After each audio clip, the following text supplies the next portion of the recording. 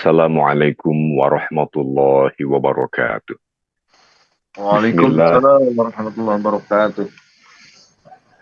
Bismillahirrahmanirrahim. Innal hamdalillah nahmaduhu wa nasta'inuhu wa nastaghfiruh wa na'udzu billahi min syururi anfusina wa min sayyiati a'malina. May yahdihillahu fala mudhillalah wa may yudlil fala hadiyalah. Wa asyhadu an la ilaha illallah wahdahu la syarikalah wa asyhadu anna Muhammadan abduhu wa rasuluh. Allahumma salli ala Sayyidina Muhammad wa ala ali Sayyidina Muhammad. Bismillahirrahmanirrahim. Inna a'tainakal kautsar fasalli li rabbika wanhar inna syani'aka huwal abtar. Sadaqallahul azim. Amma ba'du. Segala puji syukur kita panjatkan kehadirat Allah Subhanahu wa taala. Sesungguhnya tidak ada ungkapan syukur yang bisa mendekati apa yang telah kita dapatkan dalam bentuk rahmat karunia nikmat Allah yang luar biasa. Allah, insya Allah kita senantiasa dalam lindungan Allah, dan kita hari ini, ibu, bapak, sahabat majelis cinta yang dirahmati Allah, kita Allah beri nikmat lagi setelah melaksanakan sholat subuh tadi, kita berkumpul lagi untuk mengaji kembali bersama pada hari ini. Terlebih dahulu marilah kita bersama-sama melantunkan sholawat dan salawat kepada junjungan kita Nabi besar Muhammad sallallahu alaihi wasallam. Allahumma sholli ala Sayyidina Muhammad wa ala ali Muhammad. Ibu, bapak, sahabat majelis cinta rahmati Allah, terlebih dahulu kami mohon maaf atas keterlambatan yang terjadi karena sesungguhnya hanya sedikit problem connectivity tadi pada sisi kami, saya tepatnya, saya sekali lagi dengan segala kerendahan hati dan ketulusan mohon maaf kepada ibu, bapak, sahabat-sahabat majelis cinta, jamaah majelis cinta yang rahmati Allah, kepada semua pihak, juga khususnya kepada guru kita, tuan guru kita, yaitu Kiai Haji Dr. Zainur Rafiq, Master Hukum, dan sudah ada bersama kita. Assalamualaikum warahmatullahi wabarakatuh, Pak Kiai. Waalaikumsalam warahmatullahi wabarakatuh. Sehat, Kang Iwan? Alhamdulillah sehat, Pak Kiai. Mohon maaf Pak Kiai terlambat tadi karena connectivity di tempat saya juga terlambat. Saya mohon maaf sekali tadi, sempat agak panicking, tapi Masya Allah, berdoa pada Allah. Ya Allah, Allahu Akbar. Allah Maha Pengasih, Maha Penyayang. Allah sambungkan lagi. Padahal tadi jam 4 posisinya normal, Pak Kiai. Tiba-tiba aja. Ini ya memang namanya kadang-kadang sinyal ya, atau dari ya biasa lah itu Ustadz ya, Pak Kiai, karena memang kita ada di daerah yang mungkin saja tiba-tiba terkena blank spot mendadak. Hari ini kita bersemangat sekali Pak Kiai, ibu, bapak, sahabat majelis cinta, karena akan bedah buku kita hari ini kan Pak Kiai, dengan judul buku Pak Kiai terbaru luar biasa sekali, Kekuatan Rezeki Langit. Apa yang dimaksudkan itu dan bagaimana mendapatkan rezeki dari kekuatan rezeki langit yang luar biasa itu, kami semuanya akan menyimak dengan tentu saja dengan seksama, dengan fokus Pak Kiai. Karena itu kami persilahkan dengan hormat Pak Kiai untuk memulainya. Kami persilahkan dengan hormat Pak Kiai. Bismillahirrahmanirrahim. Assalamualaikum warahmatullahi wabarakatuh. Waalaikumsalam warahmatullahi wabarakatuh. Suara saya segini kedengaran Pak Iwan ya? Mantap sekali Pak Kiai, mantap sekali. Ya, saya lihat ke pemandangan dan audio yang sangat clear. Mangga Pak Kiai. Alhamdulillah, bini'amatihi tatimmus salihat, hamda syakirin, hamda na'imin, alhamdulillahi adada khalqihi, wa ridha nafsihi, wa zinata arshihi, wa midada kalimatih. Allahumma salli ala Muhammad wa ala ali Sayyidina Muhammad. Assalamu alayka ya Rasulullah, assalamu alayka ya Habiballah, asyhadu annaka addaital amanah wa nasahta al-ummah wa jahadta fi sabilillah, wassalatu wassalamu alayka ya Rasulullah Mustafa. Ya Rabbi syrah li sadri wa yassir li amri wa hlul 'uqdatan min lisani yafqahu qawli, amma ba'du. Kang Iwan dan juga kru kesepuhan di Majelis Cinta, Kang Atai, Kang Ule, dan semua kawan-kawan yang alhamdulillah istiqomah dalam menjaga narasi besar kajian online di Majelis Cinta. Saya secara pribadi mengapresiasi dan mengaturkan terima kasih atas perkenan para kru, para jamaah, sahabat-sahabat sekalian setiap hari bisa berkomunikasi untuk menggali banyak inspirasi dari para guru, dari para ustadz. Termasuk pada pagi hari ini, saya mendapatkan tugas untuk mencoba melanjutkan kajian kita dengan narasi mencoba menggali buku yang saya tulis ini, yang kebetulan sudah ada di tangan saya, judulnya 973, Kekuatan Rezeki Langit, 7 Inspirasi Kaya dari Tanah Suci. Ibu bapak sahabat-sahabat sekalian, sebenarnya buku ini adalah buku yang sudah lama saya tulis, dan Allah baru mengkabulkan hari ini bukunya baru dalam kemasan kemasan buku bisa saya terima, biasanya hanya online dan dalam bentuk file. Nah, buku ini adalah bagi kami di Spides Internasional sebagai buku wajib di antara 3 buku utama dalam memberikan pelayanan dan bimbingan kepada para tamu Allah. Dan kita ketahui bahwa di antara narasi kita selalu ingin mengarahkan kepada para jamaah bahwa yang namanya Mekah itu membuat orang kaya. Tabi'ul hajja wal umrata fa innahuma yanfiyani minal faqr. Hadisnya begitu. Laksanakan umroh haji karena umroh haji itu meniadakan kefakiran. Jadi mustahil orang yang umroh itu fakir. Sebagaimana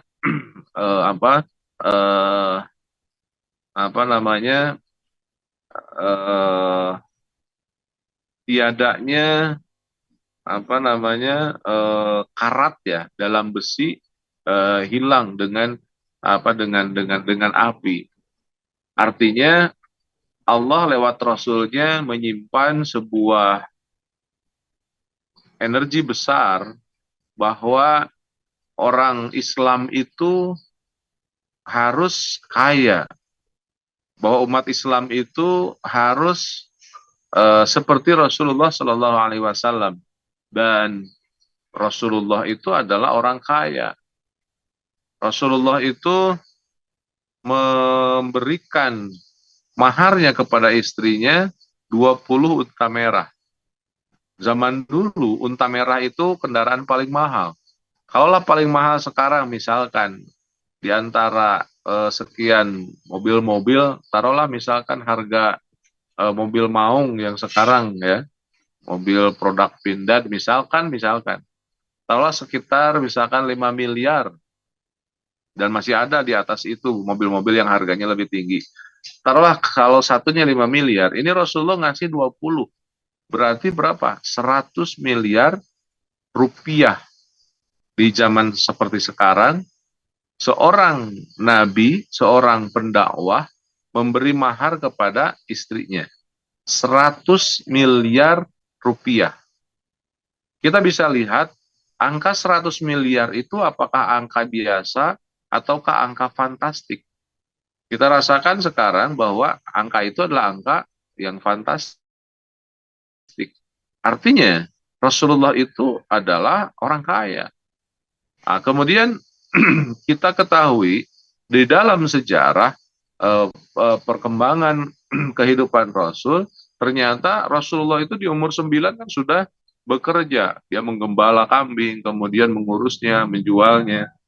Kemudian di umur 13 tahun, Rasulullah itu sudah masuk dalam perdagangan besar yang disebut kalau sekarang mungkin ekspor-impor. Al-Quran menggambarkan rihlatah syita'i wassaif. Ketika syita dan saif itu Rasulullah melakukan perjalanan dagang. Kemudian di umur 25 tahun Rasulullah sudah menjadi business owner. Kalau teorinya Robert Kiyosaki dengan teori kuadran kanannya, selain employer, kemudian self employer, kemudian yang kanannya itu adalah business owner dan investasi. Maka Rasulullah di umur 25 sudah berada di kuadran kanan. Jadi dari seluruh teori, bahkan dari sejarah, kita perlu mengatakan bahwa memang Rasulullah mengajarkan kepada umatnya, kepada kita untuk kaya. Nah, maka narasi ke tanah suci itu adalah narasi kekayaan. Nah, kita di Spirits International punya 3 buku utama. Buku yang pertama adalah The Power of Ka'bah. The Power of Ka'bah itu mempersiapkan diri bagaimana bisa memiliki sudut pandang baru tentang Ka'bah. Salah satu subnya di dalamnya adalah melihat Ka'bah dengan alam bawah sadar, mengoptimalkan diri untuk bisa memiliki kekuatan yang beda, yang lain sebelum kita melaksanakan ibadah. Kemudian juga ngedrill, merubah mindsetnya. Itu sebelum berangkat. Jadi sebelum berangkat dengan buku The Power of Ka'bah, kemudian ketika di sananya kan melakukan sebuah training, dari training itu kemudian pulangnya menjadi orang yang kaya. Ternyata alhamdulillah saya mendapatkan beberapa ide kenapa Allah itu begitu powerful mengatakan orang yang ke Mekah itu pulangnya akan tambah berkah, tambah kaya. Ternyata selama di sana kita dipaksa, diarahkan, dinarasikan, dibiasakan untuk selalu bersyukur. Maka buku pegangan selama di Tanah Suci, narasinya adalah buku kedua yang juga telah kita bongkar, kita bedah beberapa fatwa yang lalu, yaitu The Power of Syukur. Nah, sebelum berangkat pakai buku The Power of Ka'bah, ketika di sana dengan buku The Power of Syukur, nah pulangnya yaitu dengan buku ini. Jadi buku ini adalah melengkapi narasi besar di Spirits International yang membimbing, mengarahkan para jemaahnya untuk move on, untuk lebih kaya, untuk lebih sejahtera. Nah, buku ini 973. 973 ini adalah kode pertama yang 9. 9 ini adalah peta rezeki di dalam Al-Quran dan Al-Hadis. Jadi sumber-sumber rezeki di dalam Al-Hadis, Quran, Hadis itu apa saja. Kemudian 7, 7-nya adalah inspirasi kaya dari Tanah Suci. Ada. Jadi ketika di sana itu Allah ngasih tempat-tempat hudan ataupun juga arahan kan kalimat dalam Al-Qur'annya ketika kita ke sana itu untuk melihat keajaiban yang ataupun juga hikmah yang ada di sana. Al-manafi alahum. Jadi kemanfaatan kepada para jemaah yang datang itu apa saja. Nah, saya mengkreatkan dalam 7 inspirasi kaya dari tanah suci. Kemudian yang ketiganya adalah daya bagaimana menarik rezeki.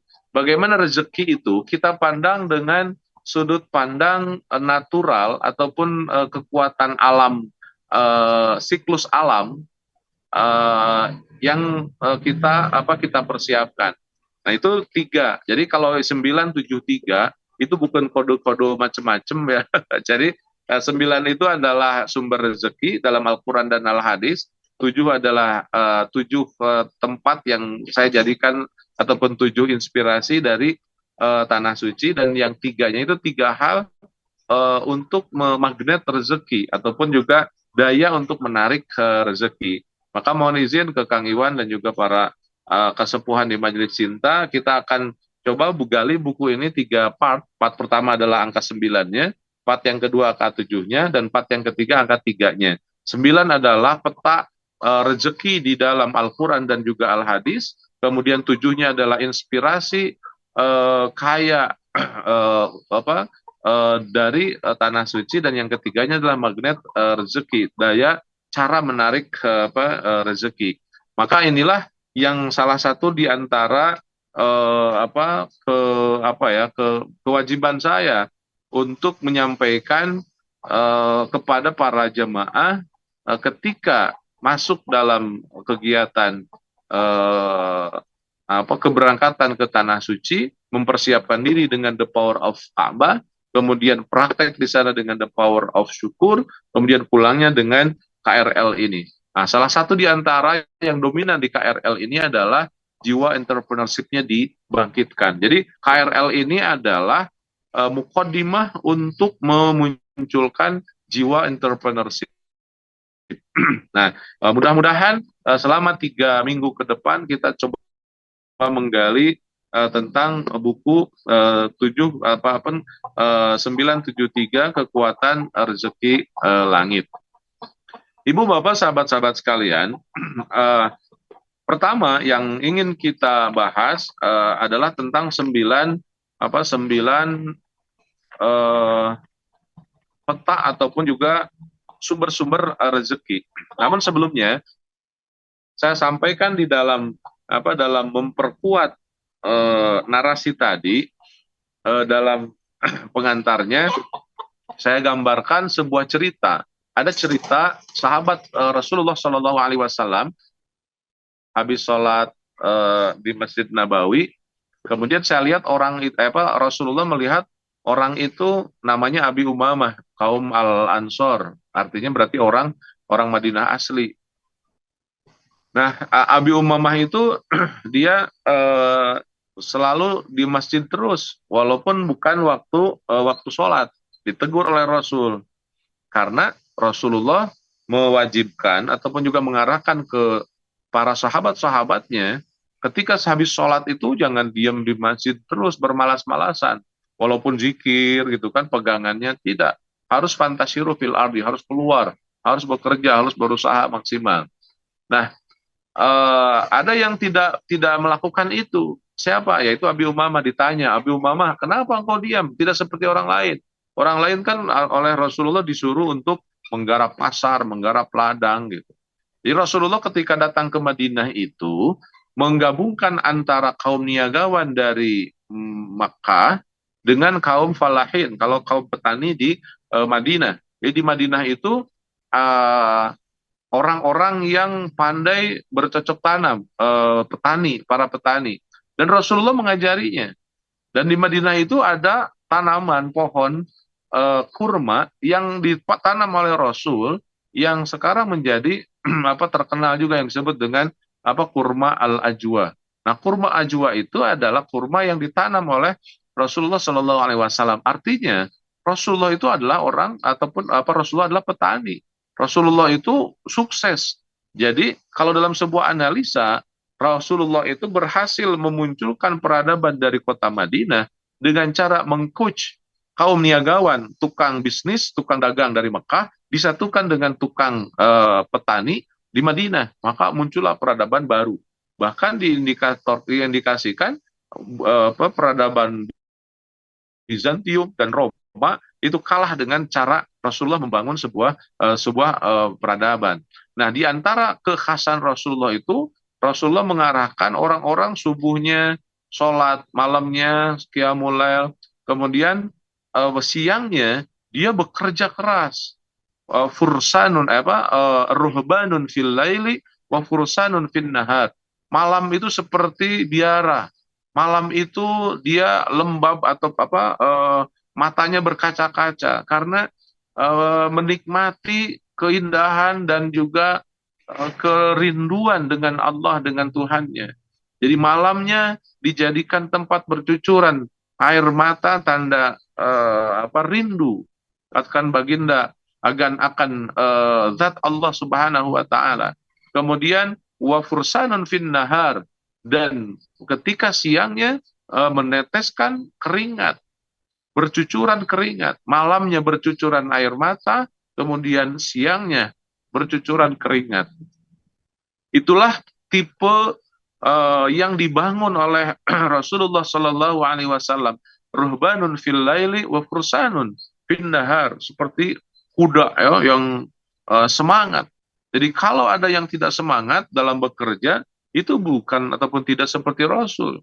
Jadi kalau zikirnya saja malamnya sampai habis berjilid-jilid buku untuk berzikir, habis subuh tidur, itu kan tidak bekerja, itu bukan Islami, tidak Islami. Jadi orang Islam itu malamnya seperti biara, malamnya menikmati meditasi kedekatan dengan zat Tuhan, kemudian siangnya dia mencucurkan keringat, dan itu yang diidealkan oleh Rasulullah Shallallahu Alaihi Wasallam. Tidak ada berleha-leha, tidak ada merasa bahwa oh Rasulullah kan dijamin masuk surga, Rasulullah tinggal diam saja sebagai pandito, tidak. Rasulullah justru menggerakkan. Kita ketahui orang-orang Mekah itu dibawa oleh Rasulullah hijrah ke Yasrib pada waktu sebelum jadi kota Madinatul Munawwarah. Ada pasar di Madinah itu yang disebut dengan pasar Al-Uqad.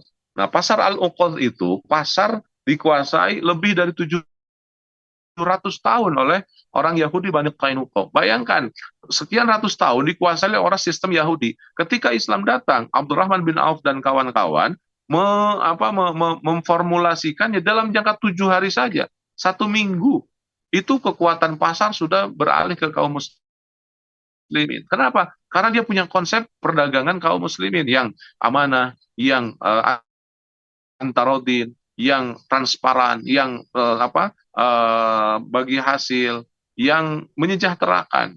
Nah, jadi Abdurrahman bin Auf diarahkan oleh Rasulullah Shallallahu Alaihi Wasallam menguasai pasar dalam jangka 7 hari saja. Jadi orang-orang yang menguasai pasar itu adalah orang-orang yang malamnya meneteskan air mata khusus sholatnya di masjid. Habis subuh kemudian bergerak. Ada yang ke pasar, ada yang ke ladang pertanian, ada yang bergerak. Fantasiru fil ard. Jadi bekerja sesuai dengan muyulnya masing-masing. Nah, Rasulullah memang selalu mengharuskan begitu. Tidak ada orang yang berleha-leha di masjid. Dia menjadi merbot masjid, diam sajalah. Nanti kerjaannya bagaimana? Ataupun hidupnya, ya minta sedekah aja dari orang yang bekerja, dari para penguasa, dari para pengusaha, misalkan. Tidak. Justru seorang ustadz yang lantang mengatakan khutbahnya di masjid-masjid, dia yang paling pertama harus mengarahkan jamaahnya untuk bekerja, bukan yuk bekerja ke sana nanti hasilnya bagi ke saya gitu kan. Tidak begitu kita demikian. Rasulullah Shallallahu Alaihi Wasallam mempraktekkan dengan hadis Abi Umamah ini. Jadi Rasulullah melihat Abi Umamah itu diam saja di masjid, ditegur oleh Rasul, kenapa kamu kok nggak seperti yang lain? Apa jawaban Abi Umamah? Ya Rasul, saya itu lagi terpuruk. Kenapa terpuruk? Saya banyak hutang, saya banyak masalah, saya pokoknya dia terpuruk lah. Terus apa? Ya saya berada di sini untuk menenangkan diri, jiwa, kemudian berzikir saja. Kemudian apa kata Rasulullah mengatakan, apakah kan sudah aku ajarkan, wahai Abu Umamah, kepada engkau doa, di mana kalau doa itu engkau amalkan, engkau akan menjadi orang kaya dan terbebas dari hutang. Singkat cerita, kata Abi Umamah, aku amalkan itu doa, kemudian ternyata betul, aku menjadi orang yang berkecukupan, orang kaya, dan juga terbebas dari hutang. Nah, doanya diajarkan oleh Rasulullah kepada Abi Umamah, Allahumma inni a'udzubika minal hammi wal hazan, wa a'udzubika minal ajzi wal kasal, wa a'udzubika minal jubni wal bukhli, wa a'udzubika min ghalabati dain wa qahrir rijal. Nah, itu doa itu, Ibu Bapak, sahabat-sahabat sekalian, dalam buku ini saya simpan dalam sebuah pengantar, adalah doa menjadi kaya. Kenapa? Karena runtutan tadi. Jadi Rasulullah menegur Abi Umamah, kemudian mengajarkan doa ini dan jadi kaya, jadi terbebas dari hutang. Nah, rumusan di dalam doa itu ternyata ada 8 hal yang Rasulullah menyuruh kepada Abi Umamah untuk berlindung kepada Allah dari 8 hal. Allahumma inni a'udzubika minal hammi wal hazan, wa a'udzubika minal ajzi wal kasal. Yang kelima, wa a'udzubika minal jubni. Keenam, wal bukhli. Ketujuh, wa ghalabatid dain. Yang kedelapan, wa qahrir rijal. Nah, dari 8 ini, Ibu dan Bapak, Delapan itu adalah Allahumma, ya Allah, inni aku a'udzubika, berlindung kepada engkau, minal hammi. Hammi itu humum, galau. Jadi aku berlindung dari engkau ya Allah dari kegalauan. Yang kedua adalah wal hazan, sedih. Yang ketiga adalah al-ajzi, lemah. Kemudian yang keempat adalah malas. Jadi kita bagi dulu empat ya, bagi empat. Allahumma inni a'udzubika minal hammi wal hazan wa a'udzubika minal ajzi wal kasal. Galau, sedih, kemudian ajzi, lemah, dan malas. Empat ya. Nah, empat ini harus kita siapkan penawarnya. Kalaulah penawarnya misalkan galau, Allahumma inni a'udzubika minal hammi. Kalau yang tidak galau berarti apa? Fokus. Berarti ketika kita meminta perlindungan kepada Allah agar tidak galau, berarti kita harus fokus. Yang kedua, sedih. Ketika kita tidak sedih berarti kita harus bahagia. Jadi pertama fokus, yang ketiga bahagia. Jadi humum, hammi dibalas ataupun dilawan dengan dengan fokus, kemudian sedih dibalas dengan bahagia. Yang ketiga lemah, ajzi dilawan dengan apa? Disiplin. Yang keempat adalah malas. Malas itu dibalas ataupun dihadang dengan semangat. Nah, jadi Allahumma inni a'udzubika minal hammi wal hazan wa a'udzubika minal ajzi wal kasal. Empat ini dilawan dengan fokus, bahagia, disiplin, dan semangat. Jadi orang yang akan kaya adalah orang yang kuat fokusnya, kuat bahagianya, kuat disiplinnya, dan juga kuat semangatnya. Allahumma inni a'udzubika minal hammi wal hazan wa a'udzubika minal ajzi wal kasal. Berarti ya Allah, kuatkan fokus aku, kuatkan bahagia aku, kuatkan kedisiplinan aku, dan kuatkan semangat aku. Allahumma inni a'udzubika minal hammi wal hazan wa a'udzubika minal ajzi wal kasal. Itu empat. Kemudian empat lagi. Yang kedua adalah wa a'udzubika minal jubni. Jubni itu apa? Jaban, pengecut. Aku berlindung dari engkau ya Allah dari mental pengecut. Minal jubni. Yang keenam, wa a'udzubika minal bukhli. Bakhil, kikir. Kemudian yang ke-7, wa a'udzubika dari berhutang. Ghalabatid dain, mudah berhutang, banyak hutang, pokoknya bla bla bla bla tentang hutang. Kemudian yang keempat adalah paksaan.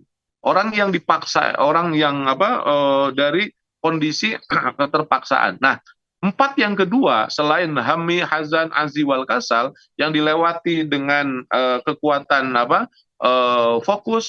kekuatan fokus, kemudian bahagia, kemudian disiplin, dan juga semangat. Sekarang yang kelima itu pengecut, jaban, jubni, kemudian kikir, wal bukhli, kemudian ghalabatid dain, hutang, dan qahrir rijal, maksud dalam paksaan, debt kolektor lah gitu kan kalau zaman sekarang mungkin. Nah, kalau tadi kuat, jadi melawannya dengan kekuatan fokus, kekuatan bahagia, kekuatan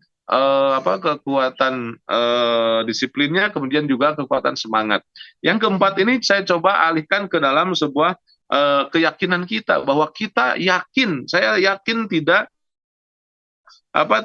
pengecut. Berarti kalau yakin kita tidak pengecut, berarti yakin bertanggung jawab. Jadi jaban itu dilawan dengan tanggung jawab. Nah, jubni. Kemudian yang kedua bukhli, yakin kita tidak bakhil. Kalau tidak bakhil berarti penderma, dermawan. Yakin kita dermawan. Yakin pertama adalah yakin kita bertanggung jawab. Yang kedua yakin dermawan. Kemudian yang ketiga yakin kita bertanggung jawab. Bertanggung jawab itu tidak berhutang terus, berhutang, tapi tanggung jawab. Kita yakin bertanggung jawab, tidak mudah berhutang. Kemudian yang keempat, yakin luwesnya tidak memaksa.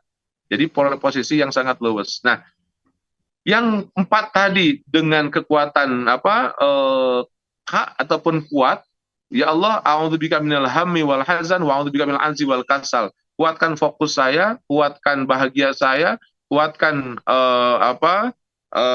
disiplin saya, dan kuatkan semangat. Kemudian yang empat lagi, wa a'udzubika minal jubni wal bukhli wa a'udzubika min ghalabati dain wa qahrir rijal. Dari jaban ataupun pengecut, yakin bahwa kita tidak pengecut. Berarti kalau yakin kita tidak pengecut, berarti dia menjadi orang yang apa? Selalu bertanggung jawab. Kemudian pengecut, jubni. Kemudian bukhli, kita yakin berderma. Yakinkan pada diri kita bahwa kita ini dermawan.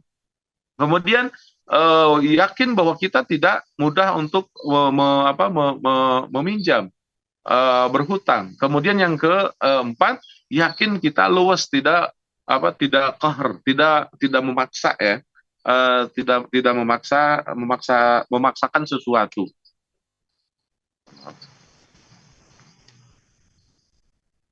Nah, Ibu dan Bapak, jadi ini doa yang diajarkan oleh Rasulullah Shallallahu Alaihi Wasallam kepada Abi Umamah. Ternyata ada 8 hal yang harus kita bangkitkan. Allahumma inni a'udzubika minal hammi wal hazan, wa a'udzubika minal anzi wal kasal, wa a'udzubika minal jubni wal bukhli, wa a'udzubika min ghalabati dain wa qahrir rijal. 8 ini saya bagi 2, 4, 4. 4-nya adalah kuat, yang kedua adalah yakin.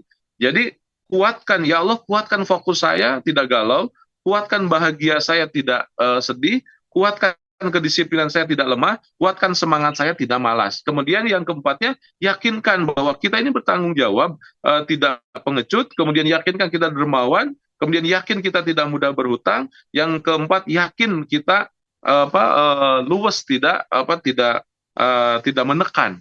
Maka K-nya 4, Y-nya 4. K-nya itu kuat, Y-nya yakin. Jadi K4, Y4. Inilah rumus yang saya istilahkan dengan kaya. K4, Y4. Kaya itu adalah kuat fokusnya, kuat bahagianya, kuat disiplinnya, dan juga kuat semangatnya. Kemudian Y-nya, Y4 itu adalah yakin bertanggung jawab, yakin dermawannya, yakin tidak mudah berhutang, kemudian yakin luwesnya, tidak memaksa. Jadi K4, Y4. Jadi I am kaya itu adalah saya ini orang kaya. Nah, dari doa Abi Umamah ini saya mengambil sebuah ghirah, sebuah kesemangatan bahwa kita ini orang kaya. Jadi ingin agar kita menjadi orang kaya itu memang di mainstream kita, mindset kita harus mengatakan bahwa saya ini orang kaya. Untuk menjadikan kita menjadi orang yang betul-betul kaya, kita harus yakin dulu bahwa saya ini orang kaya. Nah, salah satu landasan ataupun juga bisa dikatakan dalil untuk menjadikan kita orang kaya itu salah satunya dengan doa tadi. Allahumma inni a'udzubika minal hammi wal hazan, wa a'udzubika minal ajzi wal kasal, wa a'udzubika minal jubni wal bukhli, wa a'udzubika min ghalabati daini wa qahrir rijal. Ibu bapak sahabat-sahabat sekalian, itu pengantar yang saya antarkan untuk mengarahkan kesemangatan bahwa memang kita ini harus kaya. Tidak boleh tidak kaya, harus kaya. Umat Islam itu harus kaya. Umat Islam itu tidak boleh miskin. Umat Islam itu tidak boleh kekurangan. Umat Islam itu harus betul-betul kaya. Walaupun kayanya dalam tanda kutip seperti yang barusan kita gambarkan. Kaya itu K-nya 4, Y-nya 4. Itu rumusan yang kita gunakan. Jadi kalau saya berbicara misalnya ibu bapak kita harus kaya, salah satunya dalilnya adalah dari hadis Abi Umamah ini. Nah, ibu bapak, sebelum nanti masuk ke sumber rezeki itu, kita lihat ketika Rasulullah menarasikan untuk kaya kepada Abi Umamah, ternyata yang diarahkan oleh Rasulullah, Abi Umamah engkau harus begini, harus dagang, harus enggak. Ternyata apa? Harus bahagia, harus tenang, harus bertanggung jawab, harus tidak mudah berhutang, kemudian bertanggung jawab. 8 masalah itu menjadi kunci orang yang kaya. Maka doa itu, bahkan doa itu kan ada dalam bacaan Al-Ma'thurat. Untuk ibu bapak yang sudah mendapatkan buku Saku Al-Ma'thurat itu ada. Allahumma inni a'udzubika minal hammi wal hazan, wa a'udzubika minal ajzi wal kasal, wa a'udzubika minal jubni wal bukhli, wa a'udzubika min ghalabati daini wa qahrir rijal. Jadi bacaan doa itu ada narasinya. Oh iya, ini doa kaya. Bagaimana bisa kaya? Saya jangan lemah, saya jangan malas, saya jangan pengecut, saya harus bertanggung jawab, saya jangan mudah meminta. Kemudian kita harus berusaha untuk luwes. Nah, itu pembukaan bahwa kita harus kaya dan tuliskan di dalam dalam kehidupan kita, I am kaya. Saya ini K4Y4 kaya, yaitu kuat fokusnya, kuat bahagianya, kuat disiplinnya, kemudian kuat semangatnya, kemudian yakin bertanggung jawabnya, yakin dermawannya, yakin tidak mudah berhutang, yakin luwesnya. Nah, jadi 4 itu yakin dan juga 4 kekuatan. Itu yang menjadi formula agar kita menjadi orang yang kaya. Nah, memang di dalam narasi Ka'bah itu Ibu dan Bapak bisa kita lihat seluruhnya tentang ibadah, terutama ibadah haji ya. Itu haji dan umroh itu memang mengarahkan kita untuk menjadi orang kaya. Kalau saya melihatnya fid dunya hasanah wa fil akhirati hasanah itu di dunia kaya raya, di akhirat masuk surga. Rabbana atina fid dunya hasanah wa fil akhirati hasanah wa qina adzabannar. Kemudian Ibu dan Bapak, eh, apa rezeki langit saat ini kita harus paham, kita harus yakin bahwa Allah Subhanahu wa taala bagaimana cara memberikan rezeki kepada kita. Dari dalam Al-Qur'an saya lihat ada 8 sumber rezeki dan ditambah dari hadis 1 tentang silaturahim. Jadi ada 9 sumber rezeki menurut Allah dari Al-Qur'an dan juga dari hadis. Apa saja? Yang pertama Ibu dan Bapak adalah digambarkan di dalam Al-Qur'an tentang rezeki yang memang sudah ditakar oleh Allah Subhanahu wa taala. Jadi Rasulullah Shallallahu alaihi wasallam menggambarkan kepada kita bahwa yang namanya rezeki itu ada yang sudah yang sudah ditakar, yang sudah disiapkan. Jadi sumber rezeki yang pertama adalah yang sudah dijamin oleh Allah Subhanahu wa taala. Semua orang itu sudah dijamin rezekinya. Itu sebagian, tapi jangan berpikir bahwa ya udahlah semuanya sudah diatur oleh Allah, kemudian kita nggak usah bekerja. Ini baru satu dari 9 sumber rezeki. Nah, wa ma min dabatin fil ardi illa 'ala Allahi rizquha ya'lamu mustaqarraha wa mustaudaha kullun fi kitabin mubin. Jadi kita harus yakin Ibu dan Bapak, rezeki itu sudah ditakar oleh Allah. Bahwa dalam umur sekian bulan, dalam 4 bulan di kandungan itu sudah ditentukan kadar rezeki seseorang. Jadi masalah rezeki itu jangan bikin pusing. Kenapa? Sudah diatur oleh Allah. Cuman Allah juga menggambarkan banyak hal. Salah satunya dalam surat Al-A'raf ya. Dalam surat Asyura. dalam surat Asyura ada kalimat begini.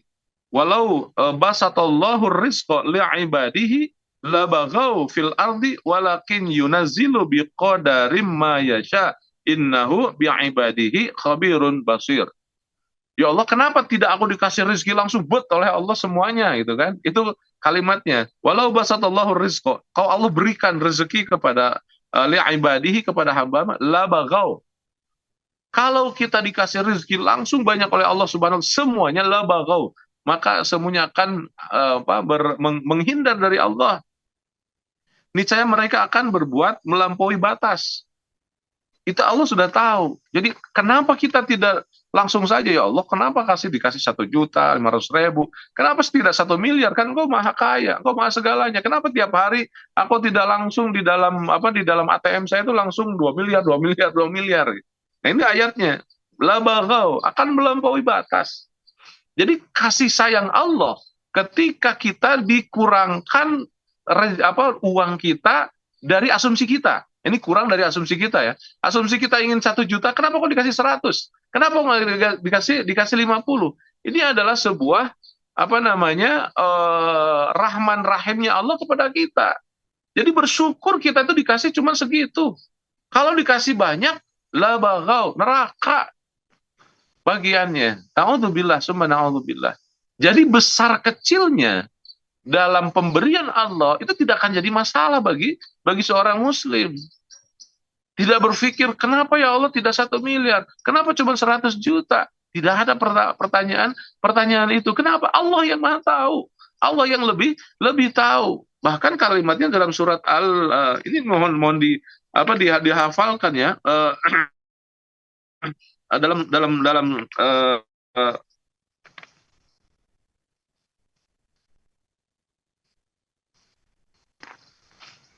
dalam surat Asy-Syura ayat ke-27.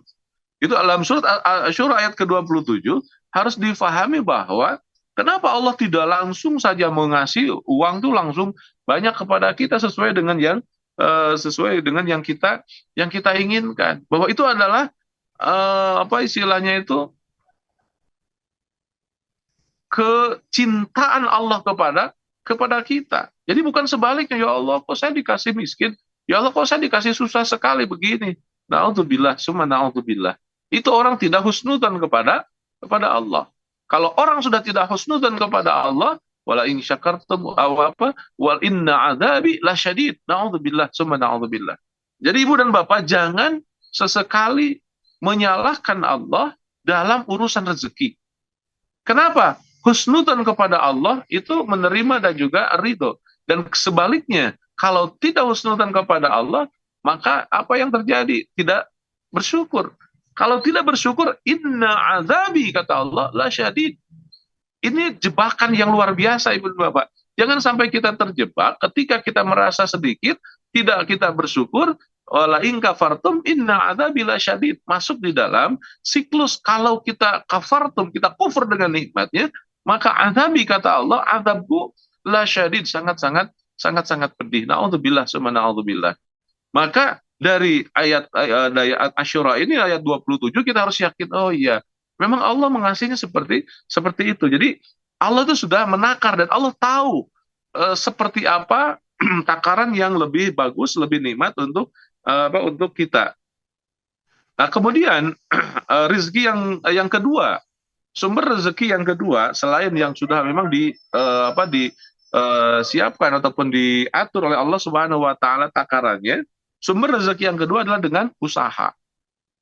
Ibu dan Bapak, kita itu harus yakin, harus paham bahwa di antara sumber rezeki adalah usaha. Kita harus berusaha. Jadi bohong kalau ada orang yang diam berzikir saja mengagungkan asma-asma Allah, kemudian dia mendapatkan sesuatu. Dia pikir seperti Siti Maryam, seperti Nabi Zakaria misalkan, itu tidak tidak pas, analoginya yang salah. Kenapa? Karena rezeki itu didapatkan juga dengan usaha. Harus usaha, ibu bapak, sahabat-sahabat sekalian. Kalau rezeki itu tidak didapatkan dengan usaha, maka Allah tidak akan memperlihatkan makhluk-makhluk yang sengaja diciptakan oleh Allah sebagai utusan Allah itu berusaha. Kita ketahui Nabi Musa, Nabi Adam, dia tukang berusaha. Dia berusahanya apa? Tukang bercocok tanam, petani. Nabi Adam kan petani. Nabi Daud itu tukang besi. Nabi Nabi Musa itu Nabi Nuh. Nabi Nuh itu tukang kayu. Termasuk Nabi kita Rasulullah SAW tukang apa? Tukang gembala, kemudian berbisnis. Jadi seluruh para nabi itu dia punya pekerjaan, dia punya usaha. Ada yang tukang jahit, ada yang tukang petani. Rasulullah adalah seorang entrepreneurship. Rasulullah adalah seorang pedagang. Artinya rezeki itu, sumber rezeki itu dari usaha. Jadi kita harus berusaha. Wa an laisa lil insani illa ma sa'a. Dan arahannya kata Allah, wa qul ya'malu fasayarallahu a'malakum. Jadi kemudahan akan didapatkan kalau kita berusaha. Usaha dulu, yang penting usaha. Jangan kemudian saya nggak mau usaha, kenapa, rugi terus. Nggak ada istilah rugi. Kenapa? Yang ada adalah learning cost ataupun biaya dari pendidikan. Jadi orang Islam yang paripurna dalam berbisnis itu dia tidak pernah rugi. Karena semua takdir Allah itu baik. Kalaupun dia rugi, itu berarti pelajaran yang harus dia dapatkan. Jadi tidak akan ada yang percuma. Nah, untuk mendapatkan rezeki itu adalah berusaha. Nah, kalau kita berusaha, nanti di bab yang kedua akan kita perjelas lagi. Kenapa kita harus berusaha? Jadi rezeki itu Ibu dan Bapak tergantung Allah. Yang penting kita usaha. Jangan berpikir kalau kita usaha, kemudian kita dapat rezekinya hanya dari situ, tidak. Walaupun rezeki kita jadi tukang, misalkan dari tukang beca lah gitu kan, jalanin saja. Kenapa? Karena Allah mengarahkan kita untuk menjadi tukang beca, bekerja. Wa qul ya'malu. Kemudian apa? Wa sayarallahu amalakum. Allah yang akan memudahkannya. Jadi kemudahannya dari mana saja. Lihat Siti Hajar, lari ke Bukit Sofa, lari i'malu, terus diberikanlah zam-zamnya oleh Allah di mana? Di dekat Ka'bah, jauh, bukan di Bukit Sofa Marwa. Artinya, kalaupun ibu dan bapak bekerja sebagai guru untuk mendapatkan Fortuner misalkan, wah nggak bakal dapat Fortunernya kalau dari guru, paling cuma berapa-berapa. Nggak berpikir begitu. Ya malu, bekerjalah. Allah akan datangkan. Dari mana? Dari sumber yang lain. Jadi kita ini harus berusaha. Maka bagi umat Islam tidak ada istilah pengangguran. Terus berusaha, apapun yang kita lakukan, senantiasa berusaha. Ibu bapak, Rasulullah Shallallahu Alaihi Wasallam mengagumi dan menyayangi serta mengapresiasi orang-orang yang bekerja. Pulang perang Tabuk, Rasulullah mampir, ada seorang bapak-bapak yang tukang membelah batu, kemudian dilihat tangannya itu gerihal, itu kasar. Rasulullah dekatin, apa yang terjadi? Rasulullah cium itu tangan, subhanallah. Padahal Rasulullah bertemu dengan raja yang masuk Islam, dengan petinggi-petinggi yang Rasulullah nggak pernah ngecup tangannya. Tapi ketika bertemu dengan kakek-kakek yang kerjanya membelah batu itu, tangannya diambil oleh Rasulullah kemudian disud. Kemudian Rasulullah mengatakan kepada para sahabat, inilah tangan yang tidak akan dilalap oleh api neraka. Kenapa? Karena Rasulullah melihat upaya kerasnya seorang bapak itu sekedar untuk menghancurkan batu. Kemudian kata bapak itu, batu ini saya hancurkan, kemudian hasilnya saya belikan untuk makan anak istri. Maka kata Rasulullah, inilah tangan yang tidak akan disentuh oleh neraka. Kenapa? Karena orang itu bekerja keras. Rasulullah menghargai orang yang selalu memiliki etos, memiliki spirit untuk bekerja. Jadi sebenarnya sinyalemen kerja itu adalah spirit Rasul. Bahkan Rasulullah mengatakan orang yang ingin bekerja, mencari nafkah untuk anak istrinya, keluar dari rumahnya, kemudian di rumahnya terjadi sesuatu matinya mati syahid.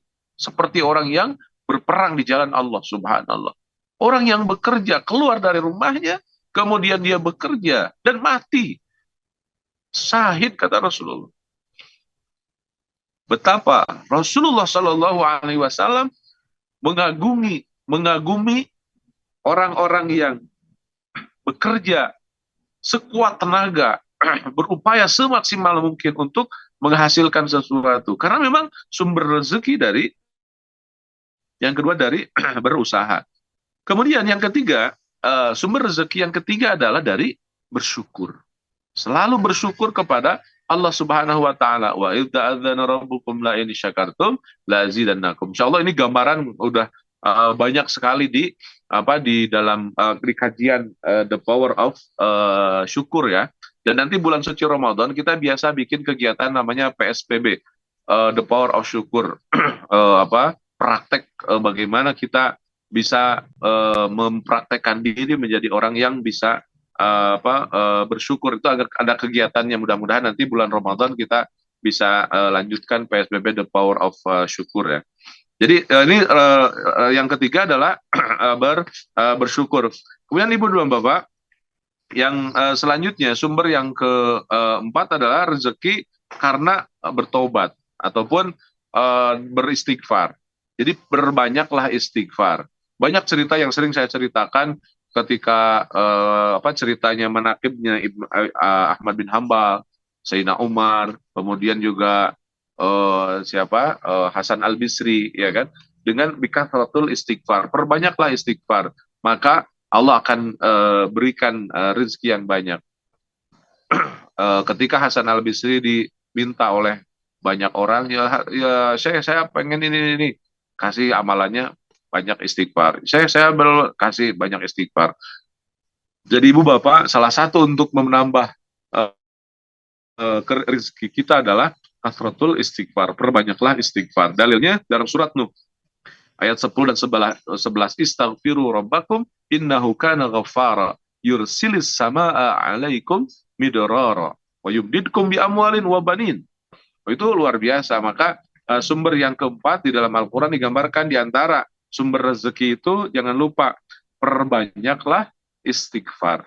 Di buku ini saya tuliskan banyak cerita-cerita inspirasi dari Hasan Al Bisri, kemudian Ahmad bin Hambal, kemudian Abu Hanifah, Umar bin Khattab, semua ternyata menggambarkan bahwa kasratul istighfar, banyak istighfar itu menambah rezeki. Maka perbanyaklah zikir istighfar. Yang kelima, ibu dan bapak, sumber rezeki yang kelima adalah karena bersedekah. Bersedekahlah, maka rezeki akan ditambahkan. Insya Allah semua itu udah paham bahwa bersedekah itu menambah rezeki kita. Jadi orang yang bersedekah itu bukannya hilang, tapi sebaliknya. Satu aja dibikin menjadi 100 cabang, 100 sampai terus bercabang-cabang ya. Jadi orang yang senang bersedekah itu rezekinya pasti akan makmur.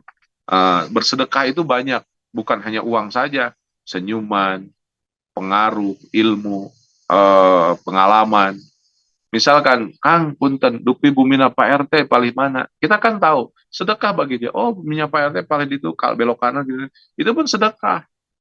Bahkan kata Rasulullah, tabassumuka fi wajhi akhika laka shadaqatun. Senyum saja.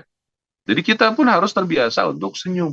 Dan itu bisa mengakibatkan inner beauty, mengambil potensi yang besar hanya dengan melatih dan membiasakan tersenyum. Jadi sedekah itu tidak harus dengan materi, dengan uang. Salah satunya punya mental sedekah, memberi. Kemudian ibu dan bapak, kita itu jangan menjadi orang yang biasa menerima.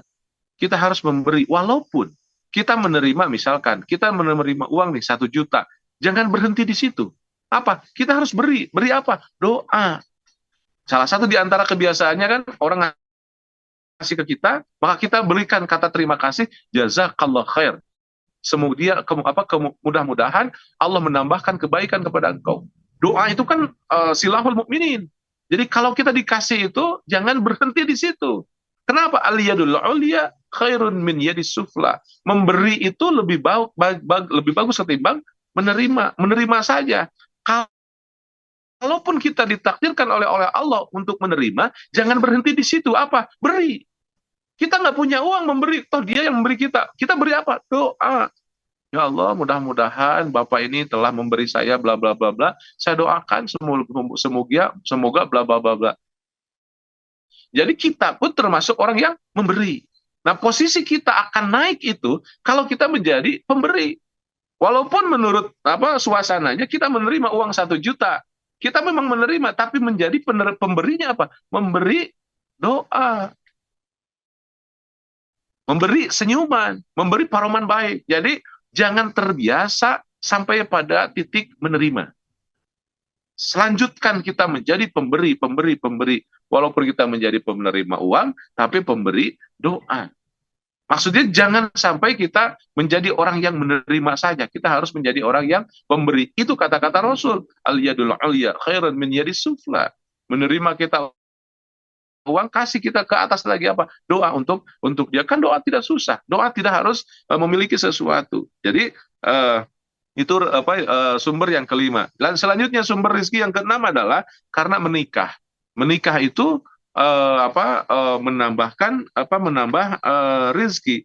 Wankihul ayyama minkum wassalihina min ibadikum wa imaikum. Nah, jadi terutama untuk al-ba'ah, orang anak-anak muda, jangan berpikir kalau kalau menikah itu kemudian jadi miskin.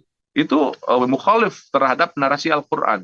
Justru dengan menikah, Allah kasih banyak rezeki. Banyaklah cerita-cerita yang bisa kita ambil dari kawan-kawan kita, dari siapapun. Yakinlah bahwa menikah itu mendatangkan rezeki. Kenapa? Allah yang memberikannya. Dan ini ayatnya dalam surat Nur ayat ke-30 ke-32. Pastilah memang menikah itu mendatangkan rezeki. Kemudian Ibu dan Bapak, yang ketujuh ya, sumber yang ketujuh dari rezeki yang Allah berikan adalah karena ada anak-anak. Jadi rezeki itu adalah anak-anak. Jadi jangan berpikir, aduh saya nggak maulah punya anak karena takut miskin gitu kan. Maka dulu orang-orang sepuh kita mengatakan banyak anak, banyak rezeki. Ya, artinya memang banyak anak itu rezekinya pasti banyak, tapi harus kemampuan sesuai dengan kemampuan kita.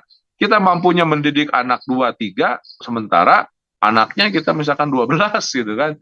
Itu juga tidak berpikir sesuai dengan kemampuan. Nah, yang jelas yakin anak itu betul-betul mendapatkan dan menambahkan rezeki, karena memang sudah jelas dalam surat Al-Isra ayat 31, wala taqtulu auladakum khasyata imlaq nahnu narzuquhum wa iyyakum. Kata Allah, narzuquhum nahnu narzuqukum. Allah yang akan memberikan rezeki kepada anak-anak itu. Kemudian yang ke-8, ini yang terakhir di dalam Al-Qur'an, sumber rezekinya itu adalah dari sesuatu yang tidak terduga. Disebut dengan min haitsu la yahtasib.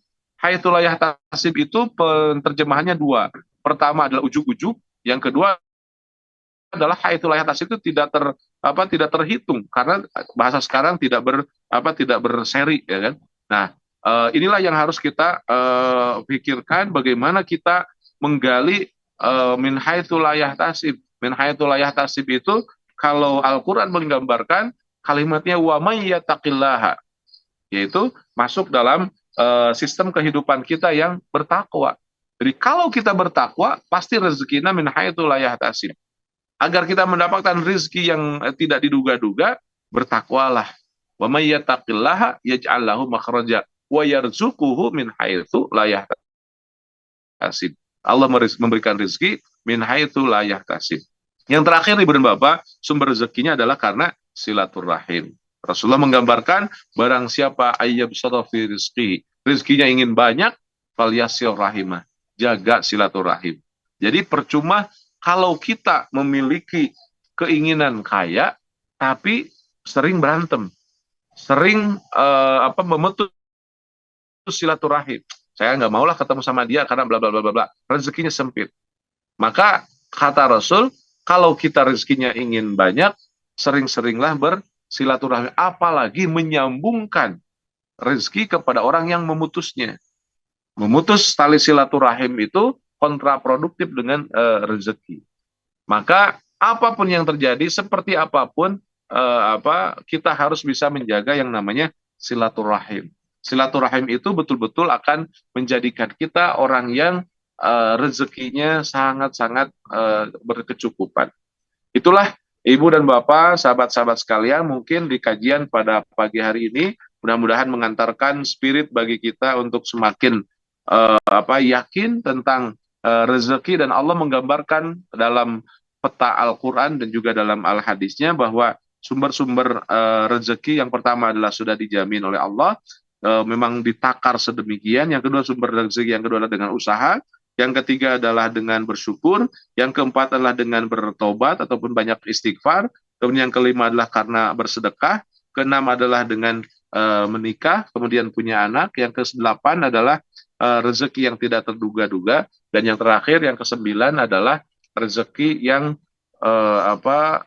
datang karena kita menjaga silaturahim. Insya Allah nanti di part kedua kita akan gali 7 inspirasi kaya dari Tanah Suci, dan part yang ketiganya adalah magnet rezeki daya untuk menarik kekuatan rezeki. Itu mungkin Pak Iwan yang bisa saya sampaikan pagi hari ini, mudah-mudahan menginspirasi dan menjadikan kajian kita semakin bisa bermanfaat untuk semua dan menambah keberkahan kita. Saya kembalikan kepada Kang Iwan. Walafu minkum. Wassalamualaikum warahmatullahi wabarakatuh. Waalaikumsalam warahmatullahi wabarakatuh. Masya Allah, Pak Kiai. Terima kasih, Pak Kiai. Hatur nuhun. Jazakallah khair. Belajar dari Pak Ustadz untuk selalu berterima kasih dan memberikan juga kembali. Masya Allah. Luar biasa Pak Kiai. Buat saya sungguh extraordinary bahwa Pak Kiai memberikan ilmu tadi itu dalam bahasa saya ini atau interpretasi saya dalam dua part besar untuk pagi hari ini, yaitu tadi 9 sumber rezeki, 9 sumber rezeki yang 8 diantaranya adalah dari Al-Quran, dasar agama tentunya, yang ke-9 itu silaturahim. Tetapi sebelum itu ada part besar dalam pengantar itu yang Pak Kiai mengingatkan kita mengenai doa yang diajarkan oleh Rasulullah kepada seorang sahabat tentang hal-hal yang tadi ada total 4 dan 4. Insya Allah kami akan mengamalkannya, insya Allah sangat bermanfaat Pak Kiai. Tapi ini ada pertanyaan dulu. Ibu Bapak sahabat-sahabat Majelis Cinta, kita akan ada yang raise hand ya. Siap. Yang raise hand mungkin silahkan, kalau yang raise hand kita prioritaskan dulu ya Pak Kiai, boleh ya Pak Hilman Gozali. Siap. Mangga Pak Hilman, silahkan langsung pada Pak Kiai. Assalamualaikum warahmatullahi wabarakatuh. Waalaikumsalam warahmatullahi wabarakatuh. Alhamdulillah. Pak Guru, Pak Gaji. Tepang deh, sababaraha pekan biasa tepang. Salah jengna dina kajian hari ini. Kalau boleh interpretasikan bahwa ternyata dari kandungan-kandungan doa itu adalah merupakan formula yang mesti kita pahami sehingga tidak terjebak hanya verbalistik. Betul. Itu mungkin.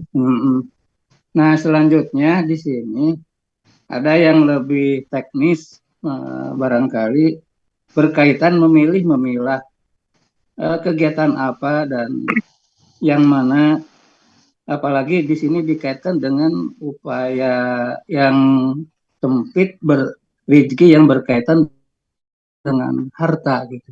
Orang terjebak di sana sehingga berbagai pilihan-pilihan kegiatan, pilihan-pilihan ikhtiar, tapi terjebak dari batasannya mana yang boleh diambil, kegiatannya mana yang tidak boleh. Kemudian prosesnya kita berusaha ingin terhindar dari riba gitu. Nah, barangkali melalui kajian ini kadang-kadang memilih itu kiat-kiatnya mana supaya dalam di akhir-akhir ini kan tawaran-tawaran bisnis, tawaran-tawaran yang semacam itu semakin menguatkan kita harus mampu memilih dan memilah. Kayak apa kiat-kiatnya, jantan poin-poin mana yang mesti kita lakukan, yang menjadi penekanan, dan usaha-usaha mana yang mesti kita dihindari. Sepertinya usaha, padahal menuju kerusakan. Barangkali poinnya bisa dipahami. Assalamualaikum warahmatullahi wabarakatuh. Alhamdulillah, jasa penakti. Warahmatullahi wabarakatuh. Waalaikumsalam warahmatullahi wabarakatuh. Silakan Pak Kiai, langsung Pak Kiai. Mangga Pak Kiai. Terima kasih Pak Haji Hilman. 2 poin sebenarnya yang saya bisa ambil ya. Pertama, saya setuju memang hadis-hadis Rasulullah itu ketika mengajarkan doa termasuk zikir itu bukan hanya narasi yang disampaikan secara verbal, tapi memang di dalamnya adalah konsepsi. Seperti halnya misalkan Rasulullah mengajari kepada Mu'adz bin Jabal 3 hal. Bahkan Rasulullah mengatakan wallahi sampai demi Allah ya Mu'adz, kalau engkau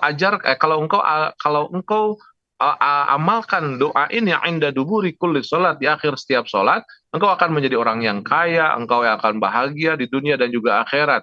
Doanya kan Allahumma a'inni ala dzikrika wa syukrika wa husni ibadatik. Tiga hal itu formula yang luar biasa. Bahkan saya kalau di pesantren suka sampaikan kepada santri. Santri itu saya setuju dengan kalimat dari bahasa Inggris, santri. San itu matahari, tri itu tiga. Jadi makna dari santri itu dari doa ini. Jadi tiga apa dari Rasulullah mengajarkan kepada Mu'adz bin Jabal ini. Pertama adalah zikir, yang kedua adalah syukur, yang ketiga adalah husnul ibadah, ibadahnya bagus. Jadi santri itu memang tiga sumber yang baik, yaitu Allahumma inni ala dzikrika, zikirnya bagus, ingat selalu kepada Allah, wa syukrika, selalu bersyukur, wa husnul ibadah. Jadi tiga matahari yang harus ada di dalam kehidupan seorang santri. Itu pun bisa dan boleh, bahkan dianjurkan begitu cara Rasulullah mengajarkan kepada Mu'adz bin Jabal. Jadi saya setuju bahwa doa-doa Rasulullah itu, karena itu wahyu ya, tidak semata doa meminta seperti narasi biasa, tapi bisa ditarik menjadi sebuah konsepsi. Bahkan di dalam Al-Quran juga sekarang mulai banyak para kaum mufassirin, yang menafsirkan dari sisi substansi bahasannya, dan itu dibolehkan, bahkan itu lebih produktif menurut saya. Kemudian yang kedua, Pak Haji Hilman, bagaimana caranya kita memilah apakah ini riba ataukah tidak. Nah, ini berarti memang mutlak tergantung bagaimana kita memahami yang namanya syariah. Tapi sekali lagi, mohon kita berlegowo gitu kan, bahwa tidak semua hal yang difatwakan itu tepat untuk kita. Ingat bahwa fatwa itu taghayyurul fatawa bitaghayyuril al-azminah wal amkinah.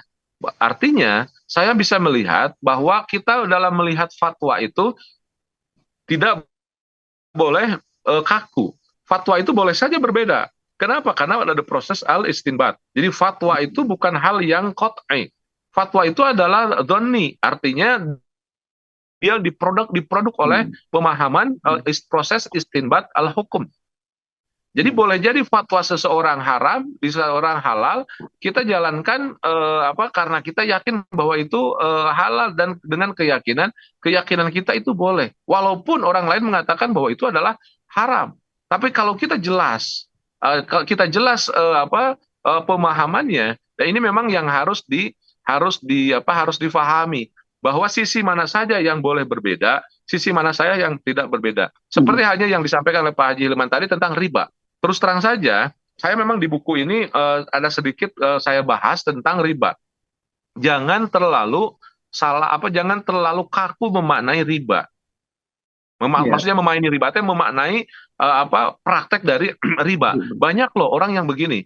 Ustadz, saya keluar dari bank. Kenapa? Karena saya tahu bank itu riba, maka saya keluar. Terus ibu jadi apa? Saya lah buka laundry kiloan. Alhamdulillah Ustadz, saya berkah, saya dapatkan, saya lebih nikmat, lebih nyaman. Ya sudah, alhamdulillah. Tapi apa yang terjadi? 3 bulan, 4 bulan kemudian dia mengeluh, Ustadz, saya tidak punya apa-apa sekarang, saya bla bla bla bla bla bla. Ternyata begini ya. Bahkan 2 tahun kemudian dia berkata, Ustadz, saya mengikuti arahan Ustadz kok ternyata Islam begini ya, gitu. Itu terjadi. Saya merasakan dan saya mendapat. Kenapa? Artinya spirit berkeagamaan kita itu pun harus ditakar, dan kita harus mampu memaknai mana fikih, mana fatwa, mana syariah. Kita ibu dan bapak mohon maaf sekali kalau berbeda pendapat. Bunga bank misalkan, saya termasuk orang yang tidak sepakat kalau yang mengatakan bunga bank itu adalah riba. Saya sepakat dengan Syekh Al-Azhar bahwa bunga bank itu tidak riba. Tapi riba itu tidak boleh, betul. Riba itu tidak boleh. Tapi yang namanya fawaidul bunuk. Fawaidul bunuk itu beda antara fawaidul bunuk dengan riba. Nah, fawaidul bunuk itu tidak riba. Nah, itu kajiannya sangat-sangat luas. Banyak orang yang terjebak karena spirit keislamannya, ya sudahlah, bahwa semua yang namanya bank itu saya tidak boleh saya keluar. Akhirnya tidak bisa mencocokkan dengan kehidupan, tantangan kehidupan. Akhirnya tidak menjadi solusi. Bahkan Imam Imam Syekh Allahumma shalli ala Muhammad, Yusuf Al-Qardawi menggambarkan ketika Yusuf Al-Qardawi itu berbeda pendapat dengan Syekh Al-Azhar. Ketika Yusuf Qardawi mengatakan bahwa fawaidul bunuk juga adalah riba, tidak boleh dengan serta-merta langsung keluar kemudian step by step, sedikit demi sedikit. Inqadhu mayumkinu inqadhuhu. Nah, itu dalam kondisi yang berbeda. Nah, kalau bagi saya, memang sekarang banyak spirit di masyarakat kita anti riba, kemudian la riba, kemudian apa gitu kan. Kemudian pergerakannya merasa diri terlalu pede. Apa yang terjadi? Ternyata tidak menjadi solusi bagi masyarakat. Maka sedikit demi sedikit bertahap. Kemudian juga tentang fawaidul bunuk itu, kitabnya judulnya Al-Muamalah fil Islam. Itu karangan Syekh Tantawi, Syekh Al-Azhar. Saya punya bukunya, nanti kalau yang perlu, yang butuh juga bisa saya kirimkan, saya share, paling difotokopikan atau gimana lah. Itu memang sumbernya ada, dan bahkan kalau sekarang mungkin di googling juga sudah jelas fatwa Al-Azhar tentang fawaidul bunuk, tentang bunga bank. Itu sebagian kecil dari riba. Jadi saya melihat ada pergerakan anti riba yang sebenarnya tidak cocok, bukan tidak pas dengan pergerakan fatwa-fatwa itu. Maka mari kita diskusikan, mari kita komunikasikan lebih terbuka. Nah, seorang Dr. Fahmi Huwaidi, profesor di Mesir, beliau mengarang satu kitab judulnya At-Tadayyun Al-Manqus, beragama yang ribet, beragama yang tidak yang tidak enjoy, tidak nyaman. Itu salah satunya ada. Memang pergerakan seolah-olah anti riba, seolah-olah yang namanya riba itu betul-betul haram. Tapi kita bisa memilah-milah, jangan sampai kontraproduktif. Bahkan yang paling parahnya, dia mengeluarkan fatwa, ini keluarga ini sudah masuk dalam rezeki yang haram. Kenapa? Karena bla bla bla. Sama halnya dengan menggauli ibunya. Na'udzubillah sama na'udzubillah. Jadi harus kita berhati-hati, jangan sampai kita memiliki pemahaman yang kita pahami, kemudian menyalahkan orang lain. Padahal fatwanya ataupun juga dari sisi fikihnya dia mahalun niza, ada perdebatan. Nah, jadi harus betul-betul kita hati-hati. Nah, bagaimana solusinya? Solusinya memang di dalam fikih itu, Ibu dan Bapak, Rasulullah mengajarkan istafti kolbak, tanya hati nurani. Menurut Anda ini bunga bank itu haram ataukah halal? Istafti kolbak, tanya hati nurani. Nah, jadi sebenarnya subjektif juga, kembali ke diri masing-masing. Tapi yang tidak boleh adalah menghukumi orang lain, menjatuhkan orang lain. Oh, orang lain itu masuk riba, saya mah enggak. Alhamdulillah. Akhirnya setan masuk dalam cara berpikir kita. Maka kembali kalau pertanyaannya tadi Pak Haji Hilman, bagaimana cara memilah-milahnya? Memang kembali kepada kajian. Kajian kita harus kita matangkan juga dan mengikuti kajian tersebut. Cuman juga harus hati-hati. Banyak kajian-kajian yang memang juga bisa dalam tanda kutip, mohon maaf, menjadi jebakan juga bagi kita, sehingga kita masuk di dalam gaya pemikiran sesuatu yang memang sebenarnya tidak kontraproduktif. Maka dibutuhkan, itulah yang disebut dengan sanad ya. Berarti kalau keilmuan kita itu harus ada sanadnya. Saya ngikutin saja. Dan kalau di Mesir itu sanad keilmuannya gampang, ikutin aja Al-Azhar. Kalau di Indonesia gampang juga, tinggal ikutin aja Nahdlatul Ulama, ikutin Muhammadiyah, udah aman, ya kan? Itu yang sudah aman bagaimana menurut fatwa-fatwa mereka. Jadi dibutuhkan juga kebersamaan. Salah satunya ikutinlah gerak ataupun juga polisi dari organisasi dakwah atau organisasi keagamaan kita ngikutin ya, kita kaji. Yang tidak boleh adalah mengklaim ataupun juga menjustifikasi. Itu mungkin yang bisa saya komentari, saya kembalikan kepada Pak Iwan. Terima kasih Pak Haji Ilman. Terima kasih. Jazakallah khair. Pak Kiai juga kepada Pak Hilman. Pak Hilman bertanya tadi. Pak Kiai, satu lagi pertanyaan boleh Pak Kiai ya.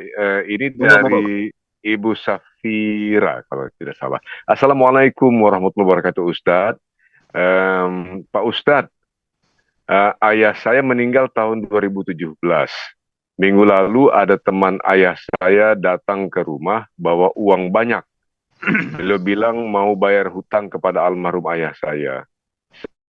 Saya memang sering berdoa memohon sama Allah rezeki yang berkah. Tapi saya tidak menyangka kejadian seperti ini. Apakah ini termasuk rezeki dari langit ya Pak Ustadz? Berapa persen zakat yang harus saya keluarkan? Zakat apa saja Pak Ustadz? Lalu Ustadz, ini saya sambung aja. Kan saya tinggal bertiga saja. Ibu bersama dirinya, ibu dan abang saya. Karena ini uang ayah saya, apakah sudah jatuh hukum waris? Pembagiannya sesuai dengan hukum waris, maksudnya dalam kurung. Maaf banyak pertanyaan Pak Ustadz. Jadi nanti kita coba Pak Kiai dari yang pertama tadi mengenai datangnya rezeki itu apakah termasuk rezeki dari langit dan apakah sudah jatuh ininya waktu masa untuk zakatnya Pak Kiai. Mohon berkenan Pak Kiai untuk menjawab. Baik, terima kasih. Betul Ibu, min haitsu la yahtasib itu adalah sesuatu yang kadang-kadang kita tidak duga-duga. Cuman memang haitsu la yahtasib itu tidak langsung turun dari dari langit begitu saja. Ada penyebab-penyebabnya. Kalau salah satu tadi misalkan penyebabnya adalah dari orang tua kita almarhum dan kita harus melek dengan itu. Dan hukum Islam di dalam hal yang begitu juga sebenarnya sudah tuntas. Jadi selamat kalau Ibu memang alhamdulillah mendapatkan rezeki dan kalau mau bersedekah tinggal dikirimkan ke rekening Majelis Cinta boleh Kang Iwan ya. Terima kasih Ibu. Kemudian nanti Pak Iwan tinggal kirim aja ke Ibu. Iya siap. Kemudian yang kedua Ibu memang karena uang itu mutlak uangnya almarhum itu memang ada hak adaminya adalah harus dibagi waris. Itu memang harus sudah menjadi waris. Nah, cara membagi waris itu ada aturan-aturannya. Salah satunya ibu dan bapak harus tahu dulu bahwa apakah ahli waris punya utang ataukah enggak. Kalau ada utang dan belum terbayar jangan dibagikan. Kenapa? Karena itu yang harus didahulukan. Jangan dulu dibagikan sebelum hutangnya selesai. Tanya dulu ke sekelilingnya. Jangan-jangan ada sekarang yang membayar, besok ada yang nagih misalkan. Harus diyakinkan itu dulu.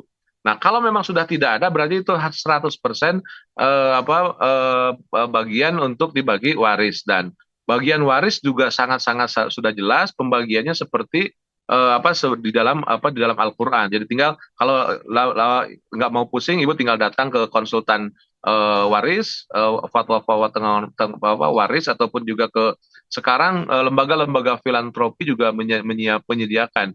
Nanti Ibu yang ditinggalkan oleh almarhum itu siapa saja? Istrinya mendapatkan sekian, anaknya mendapatkan sekian, anaknya seberapa, kemudian apa saja dawil arhamnya, kemudian itu dipetakan, kemudian dibagi dan itu sudah tuntas di dalam proses konsepsi Islam gitu kan, dan di masyarakat kita juga alhamdulillah. Jadi sebenarnya Ibu dan Bapak, negara kita, masyarakat kita itu sudah Islami, sudah menggunakan sistem syariah. Buktinya apa? Seperti waris itu sudah ada hukumnya. Dalam kompilasi hukum Islam, termasuk kemudian juga dalam bab waris, bab munakahah. Sebenarnya kita itu nggak usah ribet-ribet ingin membangun negara Islam. Toh negara kita sudah Islami gitu kan. Artinya bahkan kalau mendukung pada asumsi bahwa mohon maaf, menurut saya setuju dengan beberapa ulama yang mengatakan bahwa konsep negara kita ini adalah konsep yang sama seperti yang dibangun oleh Rasulullah SAW. Di bentuk negara yang lebih Islami itu adalah Indonesia. Dengan apa? Pancasila. Rasulullah itu ketika masuk ke Madinah, Ibu dan Bapak, bikin namanya Al-Wathaiq Al-Madinah. Perjanjian Madinah, Piagam Madinah.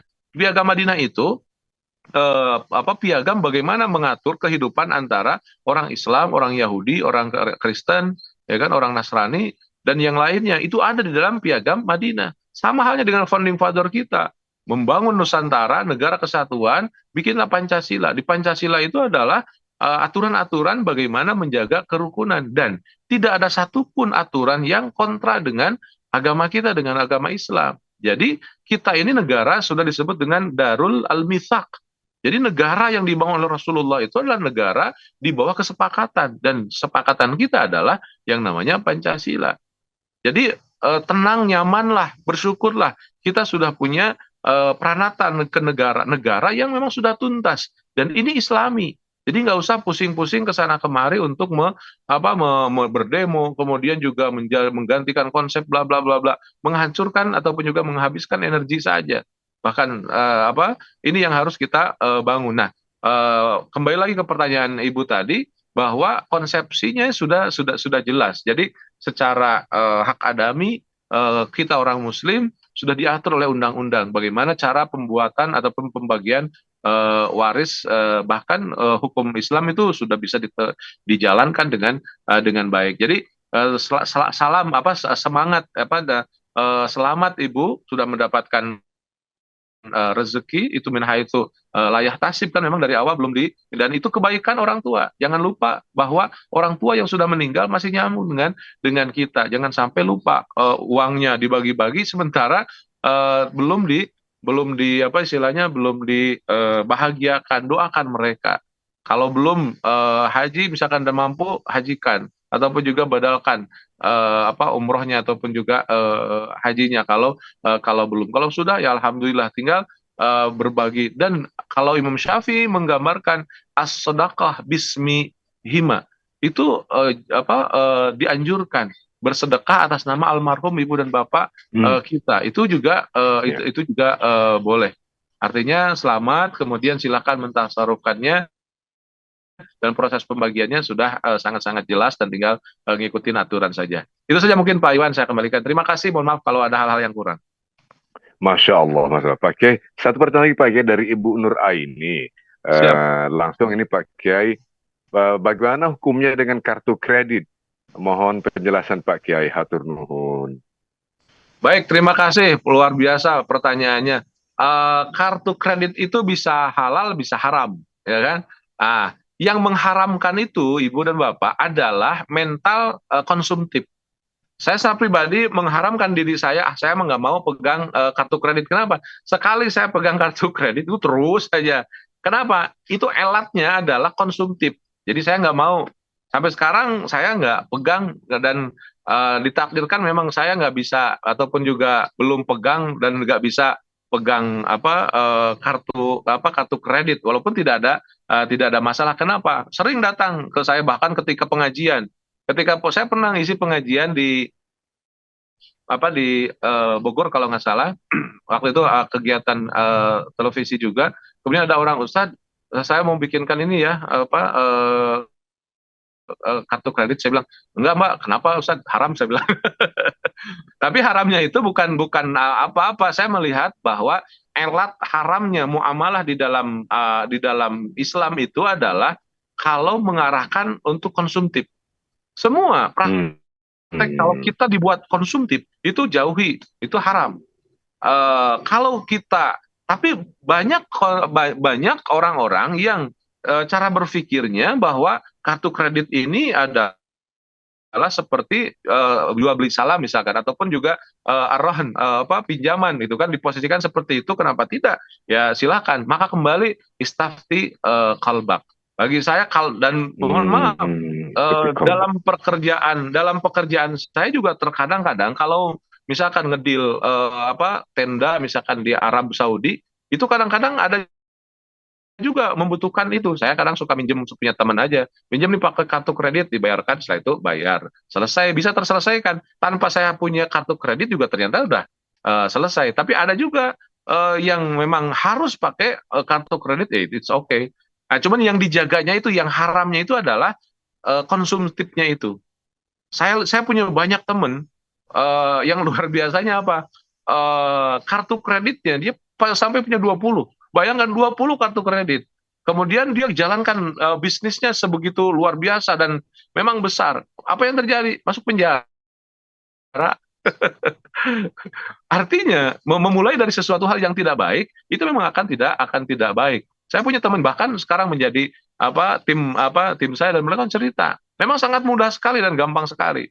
Jadi ada mental memudahkan, mental konsumtif itu yang diharamkan dan memang jauhi. Nah, sementara ini saya masih bertahan.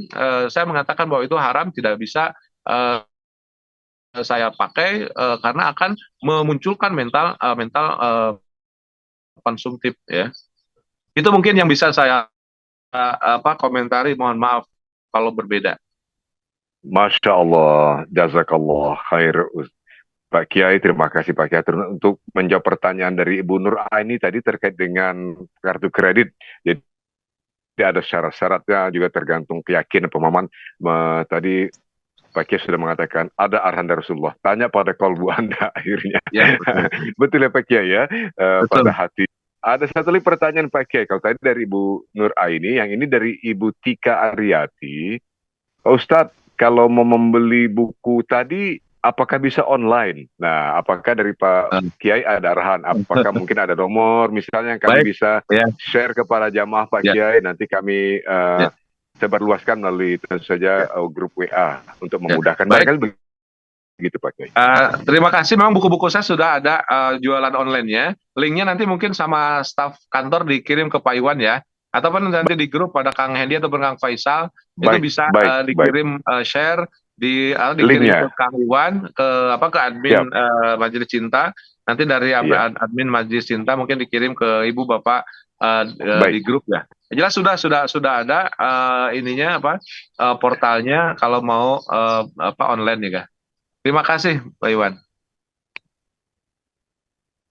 Masya Allah, Masya Allah. Jadi itu tadi menjawab pertanyaan Ibu Tika dari Pak Kiai sudah ada langsung menjelaskan bahwa akan dikirimkan nanti linknya oleh satu pihak dari itu saja admin di sisi Pak Kiai nanti akan disampaikan dan kami akan meneruskan kepada jamaah. Seperti itu Pak Kiai ya, agar clear Pak Kiai ya. Linknya nanti atur nuhun, jazakallah khair. Pak Kiai, Masya Allah. Jadi insya Allah tadi 973 kekuatan rezeki langit yang luar biasa tadi penjabarannya. Yang 9 kita bahas pada episode pagi ini. Yang 7 inspirasi insya Allah pekan yang akan datang, sampai akan datang. Dan 3 yang terakhir yaitu pekan ketiga dari sekarang. Masya Allah. Pak Iwan, kemungkinan galian Sabtu depan kita live dari kota Madinah insya Allah. Masya Allah, Masya Allah. Pak Kiai akan berada di tanah suci dan tepat di kota Madinah Al-Munawwarah Sabtu yang akan datang. Masya Allah. Membahas 7 inspirasi tadi Pak Kiai untuk rezeki. Masya Allah. Tidak ada yang kebetulan katanya pepatah Pak Kiai kalau tidak salah. There is no such thing like coincidence. Pak Kiai yang berada di sana akan memberikan inspirasi-inspirasi pada kami, ibu bapak sahabat Majelis Cinta. Masya Allah. Insya Allah bermanfaat dan penuh keberkahan Pak Kiai. Masya Allah. Apakah ada pertanyaan lagi? Jadi sekali lagi apabila ada di antara ibu bapak sahabat jamaah yang ingin membeli langsung buku yang ditulis oleh guru kita Ki Haji Dr. Zainur Rafiq, Ki Haji Zainur Rafiq mengarahkan kita bisa langsung hubungi admin Spirit Media di nomor 08979292113.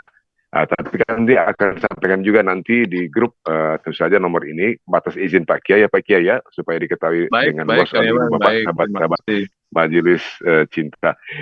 Untuk melengkapi, semoga insya Allah makin berkah Pak Kiai. Mohon berkenan Pak Kiai untuk tentu saja ini agar berkah dan paripurna.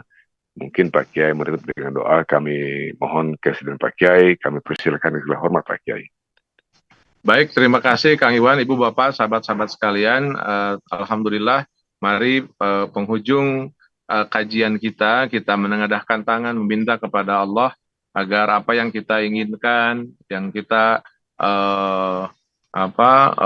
pantaskan untuk bisa kita terima, Allah pun ridho dengan apa yang kita inginkan. Kita awali dengan istighfar, astagfirullahaladzim, astagfirullahaladzim, astagfirullahaladzim, astagfirullahaladzim, wa atubu ilaih. Amin ya Allah ya rabbal alamin. Alhamdulillah hamdan syakirin hamdan na'imin, hamdan yuafi ni'amahu wa yukafi'u mazidah. Ya Allah ya Tuhan kami, bersyukur kami kehadirat-Mu atas segala nikmat yang telah Engkau berikan kepada kami. Nikmat iman, nikmat Islam, nikmat kasih sayang, nikmat kajian pada pagi hari ini, nikmat kesehatan, nikmat rezeki, segala nikmat yang telah Engkau berikan kepada kami. Ya Allah, mampukan kami untuk bisa menikmatkan apapun yang ada. Ya Allah, cukupkan kami dengan apa yang telah Engkau berikan kepada kami. Mampukan kami untuk merasakan damai, tentram, nikmat, dan juga ridho dengan apapun yang terjadi. Kuatkan kami untuk selalu bisa mensyukuri apapun yang ada. Ya Allah, hanya kepada Engkau kami meminta. Engkau yang memberikan kesempatan kepada kami, apakah kami bisa bersyukur ataukah tidak. Jadikanlah kami orang-orang yang bisa bersyukur, ya Allah. Mampukan kami untuk bisa menikmatkan apapun yang ada, sehingga segala sesuatu yang terjadi, kami hanya fokus untuk ridho dan syukur dengan apapun yang ada. Kuatkan syukur kami, ya Rahman, ya Rahim. Allahumma salli ala Muhammad wa ala ali sayyidina Muhammad. Berikan salawat dan salam kepada baginda Rasulullah Muhammad. Mampukan kami untuk terus membasahi lisan kami dengan membacakan salawat kepadanya. Mampukan kami untuk menambah cinta kami kepadanya, melebihi cinta pada diri kami dan keluarga kami. Ya Allah, betapa indahnya, betapa rindunya kami kepada baginda Rasul. Jadikan kami orang-orang yang selalu dan senantiasa mengikuti cintanya Rasulullah. Ya Allah, ya Tuhan kami, mampukan kami untuk mencontoh akhlaknya Rasulullah Sallallahu Alaihi Wasallam. Rasulullah yang bersemangat dalam menjalankan segala tugas kesehariannya. Rasulullah yang selalu memancarkan cinta kepada siapapun. Rasulullah yang tidak pernah marah. Rasulullah yang selalu memberikan kasih sayang. Ya Allah, ya Tuhan kami, sebelum Kau cabut nyawa kami pun berikan kami kesempatan untuk bisa berziarah ke makam Rasulullah Sallallahu Alaihi Wasallam di kota Madinah Al-Munawwarah untuk melaksanakan ibadah umrah ataupun ibadah haji. Ya Allah, betapa indahnya ketika kami mengatakan Assalamualaikum ya Rasulullah, dan kami dekat dengan makam Rasulullah di dekat Masjid Nabawi. Ya Allah, ya Tuhan kami, berikan kesempatan itu kepada kami karratin ba'da marrat, taibunal abiduna saihuna li rabbina. Allahumma ighfir lana dzunubana wa liwalidina warhamhuma kama rabbawna shighara. Ya Allah, ampuni dosa kami, dosa kedua orang tua kami. Mampukan kami untuk bersama dengan mereka di surga-Mu kelak, ya Rahman ya Rahim. Allahumma hab lana min azwajina wa dhurriyyatina qurrata a'yuni waj'alna lil muttaqina imama. Waj'alna lil muttaqina imama. Ya Allah, berkati suami kami, istri kami, anak-anak kami. Mampukan kami membangun keluarga yang sakinah, mawaddah, warahmah. Tenteramkan, tenangkan, damaikan isi keluarga rumah kami, ya Allah. Jadikanlah baiti jannati, rumah kami adalah surga bagi kami, sebelum Kau gantikan dengan surga-Mu, ya Rahman, ya Rahim. Rabbana zalamna anfusana wa illam taghfir lana wa tarhamna lanakunanna minal khasirin. Allahumma inna na'udzubika minal hammi wal hazan wa na'udzubika minal ajzi wal kasal wa na'udzubika minal jubni wal bukhli wa na'udzubika min ghalabati daini wa qahrir rijal. Allahumma inna na'udzubika minal hammi wal hazan wa a'udzubika minal ajzi wal kasal wa na'udzubika minal jubni wal bukhli wa na'udzubika min ghalabati daini وقهر الرجال. اللهم إنا نعوذ بك من الهم والحزن ونعوذ بك من العجز والكسل ونعوذ بك من الجبن والبخل ونعوذ بك من غلبة الدين وقهر الرجال. اللهم أعنا على ذكرك وشكرك وحسن عبادتك. ربنا آتنا في الدنيا حسنة وفي الآخرة حسنة وقنا عذاب النار وأدخلنا الجنة مع الأبرار يا عزيز يا غفار يا رب العالمين. وآخر دعوانا الحمد لله رب العالمين. الفاتحة.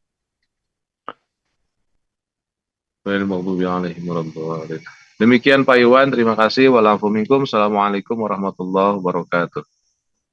Waalaikumsalam warahmatullahi wabarakatuh. Pak Kiai, jazakallah khair Pak Kiai. Sekali lagi terima kasih, hatur nuhun, penghargaan setinggi-tingginya dari kami, Ibu Bapak, sahabat-sahabat Majelis Cinta atas ilmu yang luar biasa. Insya Allah sangat bermanfaat bagi kami semua Pak Kiai, insya Allah. Tadi sudah Pak Kiai jabarkan bagi kami bagian dari rahasia-rahasia kekuatan rezeki langit 973, kekuatan rezeki langit yang luar biasa. Yang pertama tadi yaitu 9 sumber rezeki, sumber Al-Quran, Tentu saja nanti pekan depan insya Allah saat Pak Kiai berada di Madinah, kita akan lanjutkan sebagaimana Pak Kiai arahkan tadi, yaitu mengenai 7 inspirasi untuk rezeki. Insya Allah pada hari Sabtu akan datang.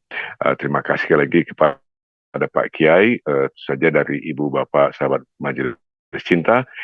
Saya akan sampaikan pengumuman berikutnya bahwa insya Allah esok hari kita lanjutkan kajian online kita, Majelis Cinta esok hari menghadirkan tema Janji Allah untuk Ahli Ibadah. Esok tema kita adalah Janji Allah untuk Ahli Ibadah bersama Dr. Haji Muhammad Ervin Bedu, MPD. Sekali lagi besok, guru kita adalah Ustadz Dr. Haji Muhammad Ervin Bedu, MPD. Dengan tema sekali lagi Janji Allah untuk Ahli Ibadah. Insya Allah kita mulai besok pada waktu yang sama pukul 5.20 waktu Indonesia bagian Barat. Akhirnya Ibu Bapak sahabat tercinta dirahmati Allah, kita cukupkan, kita lengkapi dengan doa majelis. Subhanakallahumma wa bihamdika asyhadu an la ilaha illa anta astaghfiruka wa atubu ilaik. Wassalamualaikum warahmatullahi wabarakatuh. Allahumma rahamna bil Qur'an waj'alhu lana imaman wa nuran wa hudan wa rahmah. Allahumma dzakirna minhu ma nasina wa 'allimna minhu ma jahilna warzuqna tilawatahu ana al-laili wa atrafan nahar waj'alhu lana hujjatan ya rabbal alamin. Allahumma arhamna bil Qur'an waj'alhu lana imaman wa nuran wa hudan wa rahmah. Allahumma dhakkirna minhu ma nasina wa 'allimna minhu ma jahilna warzuqna tilawatahu ana al-laili wa atrafan nahar waj'alhu lana hujjatan ya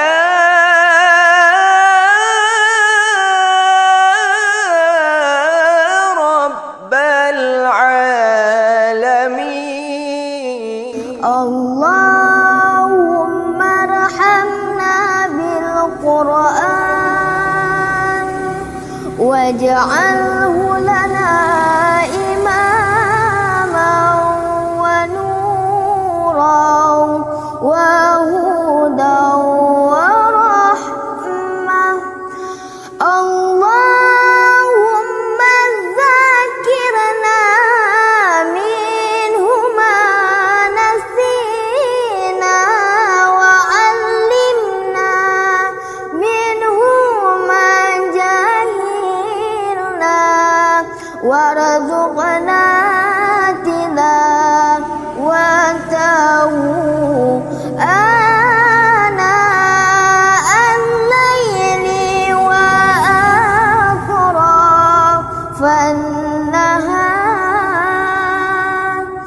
واجعله لنا حجة